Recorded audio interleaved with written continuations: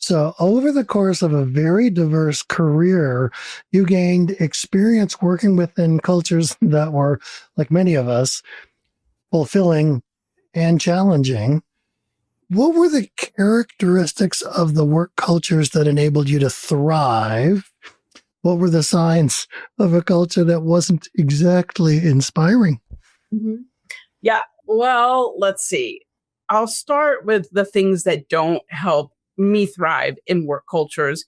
Coming from a very creative background as an artist who did everything from producing shows to being on stage to writing, having a lot of autonomy.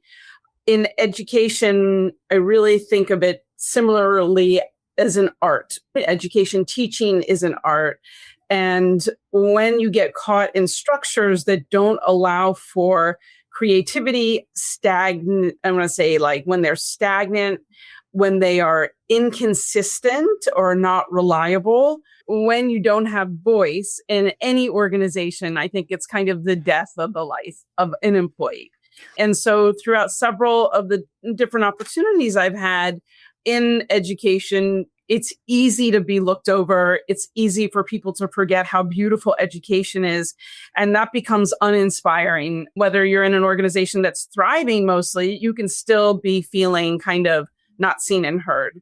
When it's working, when it's inspiring, it's because you have leadership with vision, people who take care of you. They create an organization of trust and they value your voice and give you autonomy to create. Or for me, especially, I needed to be able to create and do my own thing in a lot of these organizations. And in the three that we mentioned, there were some roadblocks in terms of just the way they were structured, not intentional, but whether I could advance based on the structure that the organization had because other people wouldn't advance who were above me. So I couldn't, even if I was showing great work and having great performance evaluations, I still wouldn't be able to advance because the system went like this instead of I couldn't do this over the person over me. That's not inspiring because you're not allowed to make the decisions you want, be seen, go on your own, do your own work. And they have to hold that true. I get like why they make those systems like that, but it's not an inspiring system for someone like Julia. And many others. That issue of not being able to see if you want to progress, where can you go? Happens in organizations every minute of every day. Definitely it happens in schools.